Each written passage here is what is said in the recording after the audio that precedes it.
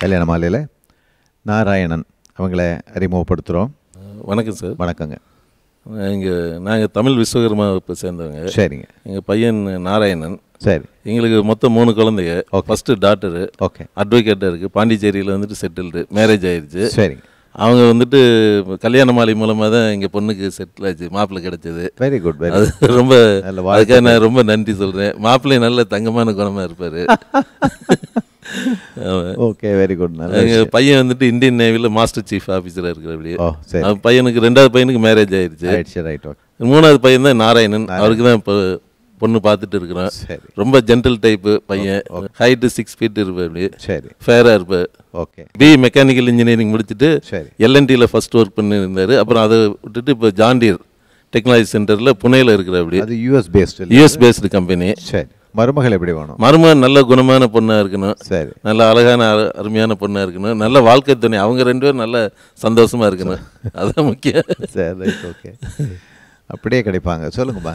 அவன் ரொம்ப அழகாக இருப்பா. அப்படி அதுக்கு அந்த மாதிரி அழகான பொண்ணாக வேணும்னு சொல்லியிருக்கிற. அப்படி அது மாதிரி நல்ல குணமாக எங்கள் எல்லார்ட்டையும் அனுசரித்து போகிற மாதிரி நல்ல பொண்ணாக வேணும்னு பார்க்குறோம். நீங்கள் இந்த மாதிரி சிரித்து பேசிட்டு இருந்தீங்கன்னா அந்த பொண்ணுங்கள்லாம் அம்மாவாக பார்த்துக்குவோம். அது நாங்கள் எல்லார்ட்டையும் அப்படி தான். எங்கள் மாப்பிள்ளையும் எங்கள் பையன் மாதிரி தான் நாங்கள் நடத்துக்குவோம். அது மாதிரி மருமகளும் பெரிய மருமகளும் நல்ல பொண்ணு. ஓ, வெரி குட். கல்யாண மாலை மூலமாக நல்லா அப்படியே வருவாங்க. நாராயணனுக்கு சிறந்த மனைவி, உங்களுக்கு சிறப்பான மருமகள். கல்யாண மாலை மூலமா உடனடியாக அமைவாங்க. உங்களோட சேவை வந்துட்டு பெரிய மகத்தான சேவை. நன்றி.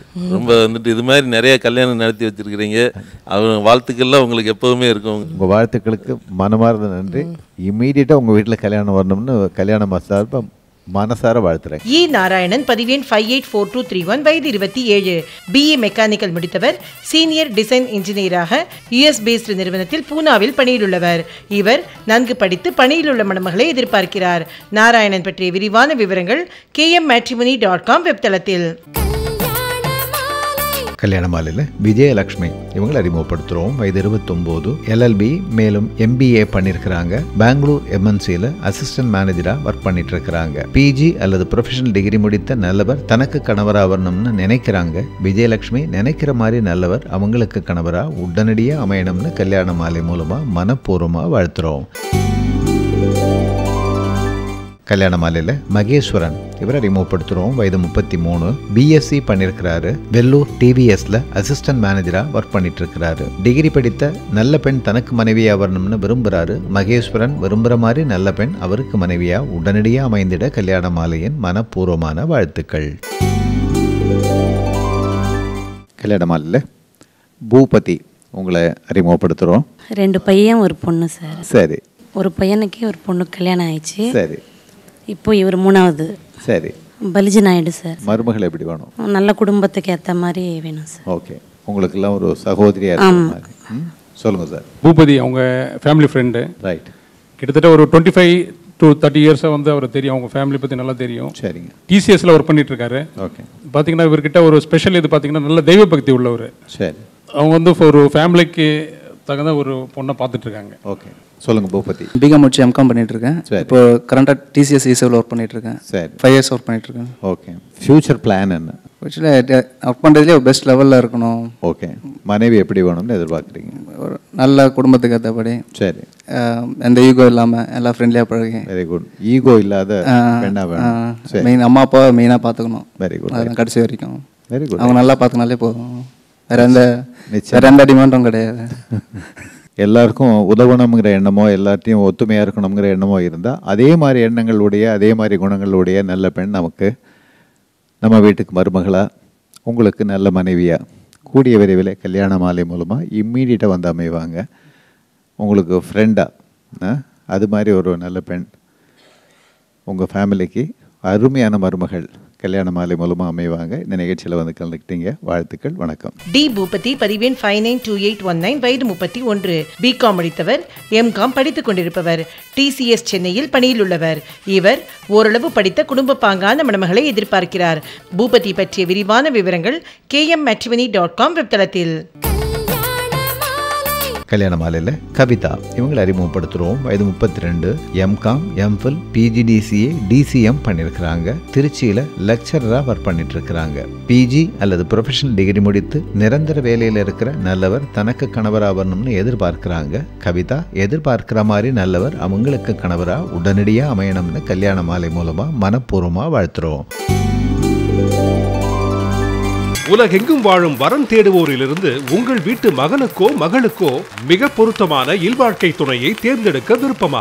1,60,000க்கும் மேற்பட்ட திருமணங்களை நல்ல விதமாக முடித்து வைத்துள்ள கல்யாண மாலையின் அடுத்த படப்பிடிப்பு நவம்பர் 3ஆம் தேதி சனிக்கிழமை சென்னை காமராஜர் அரங்கில். இயக்குனர் இசையமைப்பாளர் திரு கங்கை அமரன் தலைமையில் திரைத்துறையைச் சேர்ந்தவர்களும் பிரபல பேச்சாளர்களும் பங்கேற்கும் திரைப்படங்கள் சமூகம் பற்றிய தலைப்பில் நடைபெற உள்ள கலகலப்பான பட்டிமன்றத்தில் பார்வையாளர்களாக பங்கேற்று உங்களை நீங்களே சன் டிவியில் பார்த்து மகிழ விருப்பமா? உடனே சென்னை கல்யாண மாலை அலுவலகத்தை தொடர்பு கொள்ளவும். 6/1 ராமசாமி ஸ்ட்ரீட், டி நகர், சென்னை 17. போன் 24341300, 24341400. இன்றைய சமூகம் நன்றி பாராட்டுகிறதா, நன்றி மறந்து விட்டதா? சொல்வேந்தர் சுகிசிவம் தலைமையில் வித்தியாசமான துறையைச் சேர்ந்தவர்கள் பேச்சாளர்களாக பங்கேற்கும் கோவை நிகழ்ச்சி சென்ற வார தொடர்ச்சி. நீங்க இப்படி யோசிச்சு பாருங்க நடுவர் அவர்களே, நன்றி உணர்ச்சின்றது அவர் எனக்கு காஃபி வாங்கி கொடுத்தார், நான் பதிலுக்கு காஃபி வாங்கி கொடுத்தேன், எனக்கு அவர் வடை வாங்கி கொடுத்தார், நான் பதிலுக்கு வடை வாங்கி கொடுக்கறதுன்றது இல்லை. நீங்க ஒட்டுமொத்தமா மேக்ரோ லெவல்ல யோசிச்சு பாருங்க. 1000 ஆண்டு காலமாக இந்த சமுதாயம் நேற்று வரைக்கும் நமக்கு மகத்தான பொக்கிஷங்களை எல்லாம் சேர்த்து வைத்து நம்மிடம் இருந்து பிரதிபலனாக எதையும் எதிர்பாராமல் கொண்டு வந்து தருகிறது. கல்வி, ஆரோக்கியம், மதம், ஞானம், மொழி, இலக்கியம், இத்தனை செல்வங்களை இந்த சமுதாயம் அப்படியே கொண்டு வந்து நம்மிடம் தந்திருக்கிறது. இதையெல்லாம் நாம் ஒழுங்காக பாதுகாத்து அடுத்த தலைமுறைக்கு தந்தால் அதுவே மிகப்பெரிய நன்றி கடன். செய்யறோமா? நான் ஏதோ கம்பன் விழாவில் பேசினேன், அந்த கூட இருந்ததெல்லாம் இளைஞர்கள் தான், நன்றியே இல்லாமல் பேசுகிறான்னு. கூட இருந்தது தான் இளைஞர்கள். எதிர்த்தாப்புல இருந்த இளைஞர்களில் குறைஞ்ச வயசுக்காரருக்கு 75. இளைஞனுக்கு என்ன இலக்கியத்தின் பேரில்? வள்ளுவர் கோட்டம்னு அற்புதமாக ஒன்று கட்டினாங்க சார், அங்கே போய் பாருங்க. மொத்த குறள் எவ்வளோ சார்? 1330. அங்கே போய் பாருங்க, நான் வேலை மெனக்கட்டு எண்ணினேன், 1350 இருக்கு. நம்ம பையன் செவுத்துல இவன் குறள் எழுதி வச்சிருக்கான். நீயும் நானும் ஒன்று என்று இந்த ஊர் சொன்னால் நன்றுன்றான். ஏடா இப்படி எழுதி வச்சிருக்க? தமிழை வளர்க்க வேணாமா சார்? எவ்வளோ நாளைக்கு 1330 இருக்கிறதுன்றான். கோவில்கள், நம்முடைய கலாச்சார சின்னங்கள், பெரியவர்கள் நமக்கு தந்திருப்பது, மன்னர்கள் கட்டி கொடுத்திருப்பது என்ன, அவர்கள் நன்றி கைமாறு செய்ய போகிறோம். அதை ஒழுங்காக பராமரித்து பாதுகாத்து அடுத்த தலைமுறைக்கு தருவது தானே நன்றி. நீங்க பல கோவில்ல பாருங்க, அங்க கிறுக்கி வச்சிருப்பான், மாலா ஐ லவ் யூ. எங்க பெருமாள் கோயில்ல அவர் என்ன பண்ணுவாரு? அதுவும் எக்ஸாம் டைம்ல இந்த விநாயகர் சந்நிதிக்கு பின்னால இவன் பேரை எழுதி செல்போன் நம்பரையும் எழுதிடுவான். பிள்ளையார் தான் செல்போன் இவனுக்கு ஃபோன் பண்ணி கொஸ்டின் பேப்பர் அவுட் பண்ணுவார். ஏன்னா அவர் பிரவுசிங் சென்டர் வச்சிருக்காரு பாருங்க. அருமையா சொன்னாங்க பாருங்க. சுதந்திர போராட்ட தியாகிகள் மாறி மாட்டு எந்நாற்றும் கொல்லோ இவ்வையகம்னு வள்ளுவன் கேட்டானே, மழைக்கு எப்படி நன்றி கடன் செலுத்த முடியாதோ அது மாதிரி தான் இங்க சுதந்திர போராட்ட தியாகிகள். மகாகவி பாரதி தான் எழுதினான் வஉசி இங்க இருந்ததை பற்றி. தீர்த்த யாத்திரை போகின்ற ஆன்மீக பெருமக்களே, இனிமேல் ஆண்டுதோறும் நீங்கள் கோயம்புத்தூர் சிறைச்சாலைக்கு ஒரு முறை செல்லுங்கள், அதுவும் நீங்கள் செல்ல வேண்டிய தீர்த்த யாத்திரை. இங்க சுதந்திர போராட்ட தியாகிகளுக்கு இந்த தலைமுறை ஒன்றும் பெருசாலாம் செஞ்சிட வேணாங்க. அவங்களுடைய சுதந்திர வரலாறை இவன் தெரிஞ்சு வச்சுக்கிட்டான்னா அதுவே பெரிய விஷயம். எவ்வளோ இளைஞர்கள் சுதந்திர போராட்ட வரலாறு தெரியும்? வேணாங்க, ஜனகணமன எவ்வளோ இளைஞர்களுக்கு தப்பு இல்லாமல் ஒழுங்காக சொல்ல தெரியுங்க? நான் சேஷாத்திரிலேருந்து சொல்லுங்க பார்ப்போம். நிகழ்ச்சி முடிஞ்ச பிறகு நல்ல ஏற்பாடு. நான் ஒரு பள்ளிக்கூட நிகழ்ச்சியில் பேச போகிறேங்க. கடைசியில் தேசிய கீதம்னு அறிவிப்பு செஞ்சாங்க. என் பக்கத்தில் ஒரு பையன் இருந்துக்கிட்டு ஜனகண ஜனகண ஜனகண ஜனகணனே ஓட்டிகிட்டு இருக்கான். கடைசியில் ஜெயஹே ஜெயஹேன்னு வந்து ஜோதியில் கலந்துக்கிட்டான். நான் கேட்டேன், ஏய் நீ என்ன பாடுற, கண்டுபிடிச்சிட்டிங்களா சார்? இப்படி தான் 12 வருஷமாக பாடிட்டு இருக்கிறான். சுதந்திர தினத்தன்னைக்கு போன ஆண்டு ஒரு தொலைக்காட்சியில் ஒரு 70 வயசு பெரியவர், 85 கூட இருக்கும், அவரோட கல்லூரி மாணவர்கள் நேரலையா பேசலாம். இவர் கேட்குறாரு, ஒரு கல்லூரி மாணவி லைனில் வரப்போ இவர் கேட்டார், ஏம்மா கப்பலோட்டிய தமிழன் யாருன்னு தெரியுமான்னார். அதுக்கு அந்த பொண்ணு ஒன்றே மகாத்மா காந்தி அப்படின்னுச்சு. தூக்கி வாரி போட்டுது. இந்த பொண்ணுக்கு காந்தியை பற்றியும் தெரியல, வஉசியை பற்றியும் தெரியலன்னு. இந்த அளவுக்கு தான் நீங்கள் தெரிந்து வைத்திருக்கிறீர்கள் என்றால் உங்களுடைய நன்றி கடனை. ஒட்டுமொத்த தியாகிகளுக்கும் ஒற்றை குறியீடு காந்தியடிகள்ங்க. ஏன் நான் அப்படி சொல்றேன் தெரியுங்களா? ஒபாமா சொன்னார், உலக தலைவர்களிலேயே நீங்கள் யாரோடு லஞ்ச் சாப்பிட விரும்புறீங்கன்னு. ஒபாமா சொன்னார், இந்திய நாட்டின் தேசப்பிதாவாக இருக்கிற காந்தியடிகளோடு தான் நான் லஞ்ச் சாப்பிட விரும்புகிறேன். அவருக்கு நன்றி கடன் என்ன செய்ய முடியும்? ஒன்றுதான் செய்ய முடியும். அவர் வாழ்ந்து நமக்கு முன் உதாரணமாக இருந்தது போல் நாம் வாழ்ந்து அடுத்த தலைமுறைக்கு முன் உதாரணமாக இருக்கணும். அப்படியா இருக்கிறோம்? அவருடைய வாழ்க்கை வரலாற்றை ரிச்சர்ட் அட்டன்பரோ படமாக எடுத்தார். அவருடைய பொருட்களை விஜய் மல்லையா ஏலத்தில் எடுத்தார். அவர் வாழ்ந்த வீட்டை அரசாங்கம் எடுத்தது. ஆனால் அவர் கொள்கைகளை எடுத்துக் கொள்வதற்கு யாருமே வரவில்லை என்றால் கனம் நடுவர் அவர்களே, இதுவா நன்றி கடன்? கடவுளுக்கு அருமையா கேட்டாங்களே, கடவுளுக்கு நன்றி கடன். சாமி சிலையே கிளப்பிட்டு போயிடலாம், அவ்வளோ பத்திரமா பாதுகாத்தாங்க. அப்போ சாமி தலையில் இருந்த வைர கிரீடத்தையே கிளப்பிட்டு போயிட்டாங்க. ஏன்டா நான் சாமிக்கு மொட்டை போடுறேன்னு வேண்டிக்கிட்டேங்கிறான். நம் நடுவரவர்களே, நான் இப்படி சொல்லி நிறைவு செய்கின்றேன். நடுவரவர்களே, முன்மாதிரியாக இருந்து காட்டுவதன் மூலமாகத்தான் ஆயிரம் ஆண்டு காலமாக இந்த சமுதாயம் நமக்கு தந்த மிகப்பெரிய பொக்கிஷங்களுக்கு நாம் செய்கிற நன்றி கடன். நாம முன்மாதிரியா இருக்கிறோமா, ஒரு மாதிரியா இருக்கிறோமா அப்படின்னு யோசிச்சு பார்த்தா முற்றிலுமாக நன்றி உணர்வு என்பது குறைந்து கொண்டே வருகிறது என்பதற்கு ஒரு 3 பேர் குறியீடாக மேடையில் இருக்கிறார். 4வதாக ஒருவர் இருந்துவிடக் கூடாது என்று வேண்டிக் கொண்டு நடுவரிடத்தில் நல்ல தீர்ப்பு வழங்கும்படி கேட்டு நிறைவு செய்கிறேன். வணக்கம். இன்னைக்கு சிவகுமாருடைய டார்கெட் முழுக்க நடுவர் தான். ஏன்னா 11 மார்க் வாங்கினவர் நடுவராக வருவார் அப்படின்னு ஒரு ஆசீர்வாதம் பண்ணியிருக்கார் பாருங்க. இந்த பூமி உன் மூதாதையர் உனக்கு கொடுத்து விட்டு போன சொத்து அல்ல, உன்னுடைய பிற்கால தலைமுறை உன்னிடத்தில் கொடுத்து வைத்திருக்கிற கடன். இன்றைய சமூகம் நன்றி பாராட்டும் சமூகமா, மறந்துவிட்ட சமூகமா? விவாதத்தின் மீது நடுவரின் தீர்ப்பு. வரன்களை அறிமுகப்படுத்திய பிறகு கல்யாண மாலையில் மோகன் உங்களை அறிமுகப்படுத்துகிறோம். ஃபேமிலி ஃப்ரெண்ட் ஸ்ரீனிவாசன் நீங்கள் வந்திருக்கிறீங்க. எவ்வளோ வருஷமாக ஃப்ரெண்ட் அவருக்கு? சின்ன வயசுலேருந்து ஃப்ரெண்டு. படித்ததெல்லாம் ஒன்று தான் படித்தீங்க? அவருக்கு வந்து பிரதர்ஸ் வந்து 3 பேர் சார். சரிங்க. சிஸ்டர்ஸ் 2 பேர். சரிங்க. அவருக்கு சென்னைக்கு வந்து 14 வருஷம் ஆகுது. சரி. மீதி பேருக்கெல்லாம் கல்யாணம் ஆகிடுச்சு? எல்லாருக்கும் மேரேஜ் ஆகிடுச்சுங்க. Right, okay. தெலுங்கு யாதவர் சார். சரி, ரைட். Any equal community. சரி. மிஸ்டர் மோகன் சொல்லுங்கள் நீங்கள். நான் ஐடி எலக்ட்ரானிக் ஸ்டூடெண்ட்ஸு சார். சரி. பிபிஏ வந்து ஃபஸ்ட் இயர் ட்ரைனிங் போயின்னு இருக்கேன் சார். நான் சேல்ஸ் எக்ஸிக்யூட்டிவ் கன்ஸ்ட்ரக்ஷன் மெட்டீரியல் கம்பெனியில் இருக்கிறேன். சரி. ஓனாக வந்து பிஸ்னஸ் பண்ணின்னு இருக்கோம். சில்க் சாரி ஷாப் வச்சுருக்கோம், ட்ராவல்ஸ் வச்சுருக்கோம். நல்ல வருமானம் இருக்குது. வருமானம் இருக்குது. ரைட். பெண் எப்படி வேணும் உங்களுக்கு? என்னுடைய கம்யூனிகேஷன்லேயே இருக்கிற மாதிரி நான் பார்க்குறேன். படிச்சு நம்ம படித்தவங்களா உங்கள் பிஸ்னஸையும் பார்த்துக்கூடிய திறமை உள்ள எனக்கு சப்போர்ட் இருக்கிற மாதிரி பார்த்தோம். நீங்கள் கேட்குற மாதிரி படித்து உங்கள் குடும்பத்துக்கும் நீங்கள் செய்கிற பிஸ்னஸுக்கும் சப்போர்ட்டாக இருக்கிற மாதிரி நல்ல பெண் கல்யாண மாலை மூலமாக உடனடியாக வந்து அமைவாங்க. இந்த நிகழ்ச்சியில் வந்து கலந்துக்கிட்டீங்க, வாழ்த்துக்கள், வணக்கம். எஸ் மோகன், பதிவெண் 602730, வயது 32, ஐடிஐ முடித்தவர், சென்னையில் சொந்த தொழில் செய்பவர். இவர் ஓரளவு படித்த குடும்ப பாங்கான மணமகளை எதிர்பார்க்கிறார். மோகன் பற்றிய விரிவான விவரங்கள் kmmatrimony.com வெப்தளத்தில். கல்யாண மாலையில் கவிதா இவங்களை அறிமுகப்படுத்துகிறோம். வயது 27, பிகாம் LLB படிச்சிருக்கிறாங்க. பெங்களூரில் அட்வொகேட்டாக ப்ராக்டிஸ் பண்ணிகிட்ருக்கிறாங்க. ப்ரொஃபஷ்னல் டிகிரி முடித்து பெங்களூரில் வேலையாக இருக்கிற நல்லவர் தனக்கு கணவராக வரணும்னு விரும்புகிறாங்க. கவிதா விரும்புகிற மாதிரி அருமையானவர் அவங்களுக்கு கணவராக உடனடியாக அமைந்திட கல்யாண மாலையின் மனப்பூர்வமான வாழ்த்துக்கள். கல்யாண மாலையில் லோகேஷ் இவர் அறிமுகப்படுத்துகிறோம். வயது 27, ஸ்கூல் ஃபைனல் படிச்சிருக்கிறாரு. வெள்ளூரில் ஹோட்டல் சூப்பர்வைசராக ஒர்க் பண்ணிட்டுருக்கிறாரு. ஓரளவு படித்த நல்ல பெண் தனக்கு மனைவியாக வரணும்னு எதிர்பார்க்கிறாரு. லோகேஷ் எதிர்பார்க்குற மாதிரி நல்ல பெண் அவருக்கு மனைவியாக உடனடியாக அமையணும்னு கல்யாண மாலை மூலமாக மனப்பூர்வமாக வாழ்த்துறோம். கல்யாண மாலையில் சிங்கப்பூரில் ஷிப் எலக்ட்ரீஷியனாக ஒர்க் பண்ணிகிட்ருக்கிற தீன்மூர்த்தி இவரை அறிமுகப்படுத்துகிறோம். எனக்கு 3 பசங்கங்க. நல்லதுங்க. 2 பசங்க கல்யாணம் ஆயிடுச்சுங்க. ஓகே. சின்ன பையங்க, நல்ல பொண்ணாக வரணும். எங்களுக்கு வந்து பொண்ணு இல்லை. ஓஹோ. அதனால் வந்து நல்ல மருமகளாக வரணும். சரி. பையனுக்கு வந்து சாமி பக்தியெல்லாம் கொஞ்சம் நல்லா இருக்கேன். சரி. அதுக்கு தகுந்த மாதிரி வரணுங்க. டிப்ளமோ முடிச்ச மாதிரி பொண்ணு இருந்தால் சரி நல்லாங்க. கோயம்புத்தூர் ஏரியாவில் இருந்தாலும் எங்களுக்கு ரொம்ப நல்லது. சிங்கப்பூர் வந்து கூட்டிகிட்டு போயிடுவாங்க. சரி. கொஞ்ச நாள் அங்கே இருந்துட்டு மறுபடியும் இந்தியா வந்துடுவாங்க. சரி, சொல்லுங்கம்மா. மருமகள் எப்படி வேணுமா? மருமகள் நல்ல டைப்பாக இருக்கணுங்க. சரி. நல்லா பெரியவங்களை அட்ஜஸ்ட் பண்ணி போகிற மாதிரி வேணுங்க. சரிம்மா. நல்ல தெய்வ பக்தி உள்ள பொண்ணு வேணுங்க. நல்ல தெய்வ பக்தி உள்ள பெண்ணாக வேணும். நிச்சயமாம்மா. நான் 1 இயர் வகுப்பு சேர்ந்தவங்க. சரி. 1 இயர்லேயே எங்களுக்கு வேணுங்க பொண்ணு. ஸோ தீன்மூர்த்திக்கு நீங்கள் எதிர்பார்க்குற மாதிரி நல்ல பெண் மனைவியாக வந்து அமைவாங்க. உங்களுக்கு ஒரு நல்ல மருமகளாகவும் கல்யாண மாலை மூலமாக கட்டாயமாக வந்து அமைவாங்க. இந்த நிகழ்ச்சியில் வந்து கலந்துக்கிட்டீங்க. வாழ்த்துக்கள். வணக்கம். என் தீன்மூர்த்தி, பதிவெண் 590172, வயது 28, டிப்ளமா இன் EEE முடித்தவர், சிங்கப்பூரில் ஷிப் எலக்ட்ரீஷியனாக பணியில் உள்ளவர். இவர் ஓரளவு படித்த குடும்ப பாங்கான மணமகளை எதிர்பார்க்கிறார். தீன்மூர்த்தி பற்றிய விரிவான விவரங்கள் kmmatrimony.com வெப்தளத்தில்.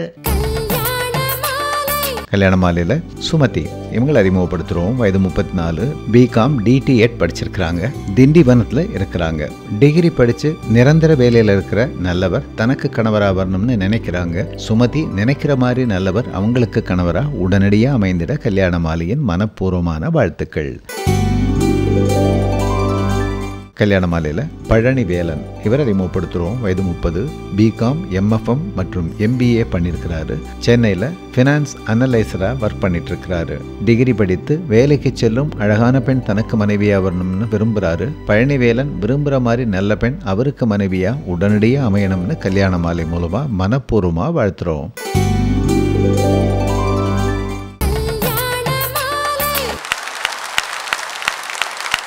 இப்போ நீங்கள் ரெண்டு தரப்பினுடைய அந்த விவாதங்களையும் ஒட்டு மொத்தமாக கேட்டிருக்கிறீங்க. நாம் ஒரு முடிவுக்கு வரணும். நான் நேரடியாக அந்த தீர்ப்புக்கு வருவதற்கு முன்பாக ஒரு சிந்தனையை உங்கள் மனதில் முதல்ல விதைக்க விரும்புகிறேன். என்னுடைய முன்னுரையில் நன்றி உணர்வினுடைய மேன்மையை நான் சொன்னேன். இப்போ நான் ஒரு கேள்வி கேட்குறேன், உங்களுடைய மனதுக்கு சிந்திக்க வேண்டிய ஒரு கேள்வி. நன்றி உணர்வுங்கிற கோட்பாடு தவறோ என்று யோசிக்கவும் இடம் இருக்குது. எங்கே யாரோ ஒரு தாதா, அவர் அடியாட்கள் 10 பேரை வச்சிருக்கிறாரு, சாப்பாடு போடுறாரு, கேட்குற போதெல்லாம் பணம் கொடுக்குறாரு. இந்த 10 அடியாளும் அவர் என்ன சொன்னாலும் அந்த காரியத்தை அப்படியே செஞ்சுட்டு வந்துடுவாங்க. அவர்கள் நன்றி உணர்வோடு தான் இருக்கிறார்கள், ஆனால் நாட்டுக்கு தீங்கு செய்து கொண்டு தான் இருக்கிறார்கள். இன்னொரு உதாரணம் சொல்ல பாருங்க. ஒரு வீட்டுக்குள்ளே EB ஆஃபீஸ்லேருந்து கரண்ட் கட் பண்ணணும்னு போகிறாங்க. அந்த வீட்டில் ஒரு நாய் வளர்த்து வச்சிருக்கிறாரு. அவுத்து விட்டாச்சுன்னா நாய் நன்றியோடு அதிகாரி மேல் பாய்கிறது. நன்றி உணர்வு நாய்க்கு இருக்கத்தான் செய்கிறது, ஆனால் நாட்டு உணர்வு நாய்க்கு இல்லாமலேயே போய்விட்டது. இப்போ நான் எவ்வளோ சிக்கலான இடத்துக்கு வரேன் நீங்கள் கவனிக்கணும். அதனால தான் திருவள்ளுவர் ரொம்ப நுட்பமாக நன்றியை உணர்ச்சியோடு சம்பந்தப்படுத்தாமல், நன்றி உணர்வு என்ற வார்த்தையை பயன்படுத்தாமல், செய் நன்றி அறிதல் என்று பயன்படுத்தி அறிவும் நன்றியும் இணைய வேண்டும் என்று திருவள்ளுவர் ஒரு அதிகாரத்தை அமைத்தார். ஏன்னா நீங்கள் உணர்ச்சியோட நன்றியை சம்மந்தப்படுத்திட்டீங்கன்னா தவறான விஷயங்களுக்கு நன்றியாக இருப்பவர்களும் நன்றியோடு தான் இருக்கிறார்கள், ஆனால் அதர்மத்தோடு வாழுகிறார்கள் என்பதற்கான ஒரு இடம் இருக்கு. இப்போ நீங்கள் கும்பகரனை எடுத்துங்க, ராவணனுக்காக தான் உயிரை விட்டான். கர்ணனையே நீங்கள் எடுத்துக்கங்க, அவன் துரியோதனுக்காக தான் உயிரை விட்டான். அப்போ அயோக்கியனுக்காக உயிரை விட்டவர்கள் கூட நன்றி உணர்வோடு இருந்திருக்கிறார்கள் என்றால் அந்த நன்றி உணர்வை எப்படி சிலாகிக்க முடியும்? அறிவுபூர்வமாக யோசிக்கணுமா இல்லையா? அது ஒரு கோணம், அதாவது யோசிப்பதற்கு அது ஒரு கோணம். ஆனால் நன்றி நல்ல நிலையில் இருப்பது என்பது அவசியமான ஒன்று. நான் ஒரு 3 உதாரணம் மட்டும் சொல்கிறேன். இந்த கிறிஸ்டியன் அமைப்பு முறைகளில் ப்ரேயிங் ஹேண்ட்ஸ்னு ஒரு படம் உண்டு, கும்பிடுகிற ஒரு கை. அந்த கையை நீங்கள் எப்பாவது வாய்ப்பு கிடைச்சா கூர்ந்து பாருங்கள், அது எப்படி உருவாச்சுன்னு ஒரு வரலாறு இருக்குது. ஒரு கிராமத்தில் அண்ணன் தம்பி 2 பேர் இருக்கிறாங்க. பெரிய குடும்பம், அதை தவிரவும் அந்த நிறைய பேர் இருக்காங்க அந்த வீட்டில். அவங்க வசதியாக சாப்பிட முடியல. அதில் ஒரு பையனுக்கு என்ன ஆசை வருதுன்னு கேட்டால், நம்ம ஓவியனாக மாறணும் அப்படின்னு ஒரு ஆசை வருது. இன்னொருவனும் சொல்கிறான், எனக்கும் ஓவியனாக ஆகணும்னு ஒரு விருப்பம் இருக்குது. நம்ம 2 பேரும் ஓவியம் படிக்க போயிட்டோம்னா குடும்பத்தோட வருமானம் கெட்டு போயிடும், இந்த குடும்பத்தில் சம்பாரிச்சு கொடுக்குற அந்த தன்மை கெட்டு போயிடும், என்ன பண்ணலாம் அப்படின்னு அண்ணன் தம்பி பேசிக்கிறான். சரி, ஒரு சீட்டு குலுக்கி போட்டு பார்ப்போம், முதல்ல யார் பேர் வருதோ அவங்க போய் நகரத்தில் போய் ஓவியம் கற்றுக்குவோம். அவங்க ஓவியம் கற்றுக்கிற 5 வருஷம் 6 வருஷம் அவன் வேலையையும் சேர்த்து இன்னொருத்தன் பார்த்து அந்த கூலி பணத்தை வீட்டுக்கு கொடுத்து வீட்டை வறுமை இல்லாமல் காப்பாற்றணும். அவங்களுக்குள்ள ஒப்பந்தமாச்சு. ஒருவனுக்கு சீட்டு விழுந்துருச்சு, அவன் நகரத்தில் போய் படிக்கிறான். அவனுக்காக இன்னொருத்தன் பாடுபட்டு உழைச்சி அதை திருப்பி கொடுத்துக்கிட்டு இருக்கிறான், குடும்பத்துக்கு கொடுத்துக்கிட்டு இருக்கிறான். 6 வருஷம் கழித்து அவன் மிகப்பெரிய ஓவியன் ஆயிட்டான், மிகச்சிறந்த ஓவியன் ஆயிட்டான். அவன் திரும்பி வர்றான், குடும்பத்தில் எல்லாரும் விருந்து கொடுக்குறாங்க. தனக்காக உழைச்சி பாடுபட்ட சகோதரன் இருக்கான் இல்லையா, அவங்ககிட்ட சொல்கிறான், இனிமேல் நான் இங்கே சம்பாதிக்க ஆரம்பிச்சிட்டேன், சம்பாதிப்பேன், நீ வேணா போய் ஓவியத்தை கற்றுக்கோ, நீ விருப்பப்பட்டபடி, நான் உனக்கு பணம் கட்டுறேன் அப்படின்னு. என்னால் அது முடியாது அப்படிங்கிறான். ஏன்? என் கையை பாரு, உழைச்சி உழைச்சி உழைச்சி அந்த கை புண்ணா போய் அழுகுன நிலையில் அப்படியே காயப்பட்டு இருக்கு. அந்த கையை பார்த்த உடனே அந்த ஓவியன் கண்ணீர் விட்டு அழுதுட்டு ஒரு வார்த்தை சொல்கிறான், நான் இன்னைக்கு மிகச்சிறந்த ஓவியனா இந்த கையில் மேலே மேலே வளர்ந்ததுக்கு காரணம் இந்த கை உழைச்சி உழைச்சி உழைச்சி இப்படி அழுகி இப்படி வீணா போச்சு. ஆனால் ஒன்று மட்டும் நிச்சயம், எனக்காக இப்படி வீணான கையை நான் உலகம் உள்ள வரை மறக்காமல் செய்வேன் என்று அவன் வரைந்து கொடுத்த ஓவியம்தான் அந்த கும்பிடுகிற கரங்களுடைய சொந்த கரங்கள். அது முழுக்க முழுக்க நன்றி உணர்வினுடைய வெளிப்பாடு. இப்படி பல இடங்களில் நன்றி மதிக்கப்படுகிறது என்பது உண்மைதான். ஆனால் டே டு டே லைஃப், அன்றாட வாழ்க்கை, நம்முடைய நிதர்சனமான வாழ்க்கை முறை, இதிலெல்லாம் போதுமான நன்றி இருக்கிறதா அப்படிங்கிறது தான் இவங்க எழுப்பின மிகப்பெரிய பிரச்சனை ரெண்டு அணியிலையுமே. நீங்கள் உண்மையிலேயே நன்றியாக இருக்கிறதுன்னு தீர்மானம் பண்ணினோம் அப்படின்னா பாருங்கள், இவ்வளவு அழகான இயற்கை சூழலோட இந்த வளத்தை போட்டிருக்கிறாங்க. இந்த இயற்கை சூழல் நாம் யாரும் உருவாக்குனது இல்லை. ஒரே வார்த்தையில் சொல்கிறதா இருந்தால், நாம் பிறக்கிறதுக்கு முன்னாடி பூமி அழகாக இருந்தது. நாம் பிறந்ததுக்கு அப்புறம் தான் இந்த பூமியோட அழகை கெடுத்துருக்குறோம். அப்போ நாம் இல்லாத போது இந்த பூமி எவ்வளோ அழகாக இருந்தது யோசிச்சு பாருங்கள். எவ்வளோ அழகாலாம் இருந்தது. நம்ம என்ன நினச்சிக்கிட்டு இருக்கோம் தெரியுமா? இந்த பூமி நாம் உபயோகப்படுத்திட்டு நம்ம பிள்ளைங்களுக்கு நம்ம கொடுத்துட்டு போகிற ஒரு சொத்துன்னு நினைக்கிறோம். இந்த நினைப்பு எல்லாருக்கும் இருக்குது. நாம் உபயோகப்படுத்திட்டு நம்ம அடுத்த தலைமுறைக்கு கொடுத்துட்டு போகிற சொத்து அப்படின்னு நம்ம நினைக்கிறோம். இன்னும் அதை விட வேறு மாதிரி கூட நினைக்கிறோம். எப்படின்னா, எங்கள் தாத்தா எனக்கு எழுதி வச்ச சொத்து, எங்கள் பாட்டை எனக்கு எழுதி வச்ச சொத்து அப்படின்னு, இந்த பூமி எனக்கு பரம்பரை கொடுத்த சொத்து அப்படின்னு நம்ம நினைக்கிறோம். இந்த தாட்டையே மாற்றணும்னு சொல்கிறான். என்ன தெரியுங்களா? இந்த பூமி உன் மூதாதையர் உனக்கு கொடுத்து விட்டு போன சொத்து அல்ல, உன்னுடைய பிற்கால தலைமுறை உன்னிடத்தில் கொடுத்து வைத்திருக்கிற கடன். எங்கேயாவது ஒரு கையெழுத்து போட வேண்டியிருக்கு அப்படின்னா மெதுவாக யார்ட்டையாவது பேனா இரவல் கேட்கணும். ரொம்ப தர்ம சங்கடமான விஷயம். எல்லாத்தையும் நீங்கள் கேட்ட முடியாது. அதுக்குன்னே சில முகம் இருக்குது. அந்த முகத்தில் தான் சிலதெல்லாம் எழுதி ஒட்டி இருக்கும். அதனால் கேட்கும்போது எக்ஸ்கியூஸ் மீ பென் ப்ளீஸ் அப்படின்னு, உடனே அவன் என்ன பண்ணுவான், பேனாவில் மூடியை கழட்டிட்டு பாதி பேனா கொடுப்பான். இன்றைய சமூகம் நன்றி பாராட்டுகிறதா, நன்றி மறந்து விட்டதா? நடுவரின் அருமையான தீர்ப்பு அடுத்த வாரம். உலகெங்கும் வாழும் வரம் தேடுவோரிலிருந்து உங்கள் வீட்டு மகனுக்கோ மகளுக்கோ மிக பொருத்தமான இல்வாழ்க்கை துணையை தேர்ந்தெடுக்க விருப்பமா? 1,60,000க்கும் மேற்பட்ட திருமணங்களை நல்ல விதமாக முடித்து வைத்துள்ள கல்யாண மாலையின் அடுத்த படப்பிடிப்பு நவம்பர் 3ஆம் தேதி சனிக்கிழமை சென்னை காமராஜர் அரங்கில். இயக்குனர் இசையமைப்பாளர் திரு கங்கை அமரன் தலைமையில் திரைத்துறையைச் சேர்ந்தவர்களும் பிரபல பேச்சாளர்களும் பங்கேற்கும் திரைப்படங்கள் சமூகம் பற்றிய தலைப்பில் நடைபெறவுள்ள கலகலப்பான பட்டிமன்றத்தில் பார்வையாளர்களாக பங்கேற்று உங்களை நீங்களே சன் டிவியில் பார்த்து மகிழ விருப்பமா? உடனே சென்னை கல்யாண மாலை அலுவலகத்தை தொடர்பு கொள்ளவும். 6/1 ராமசாமி ஸ்ட்ரீட், டி நகர், சென்னை 17. ஃபோன் 24341300 24341400.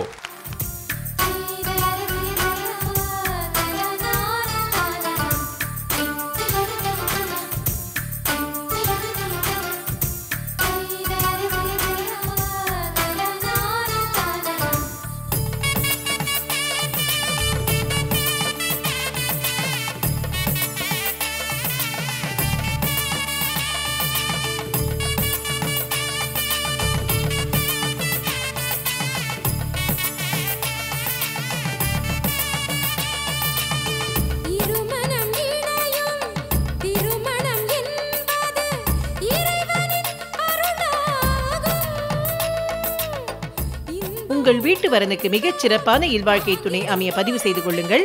kmmatrimony.com.